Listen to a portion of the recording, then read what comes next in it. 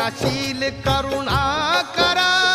महिमा तुझा अपार युगंधरा क्रांतीवीरा वंदन तुला त्रिवार विश्व शांतीचा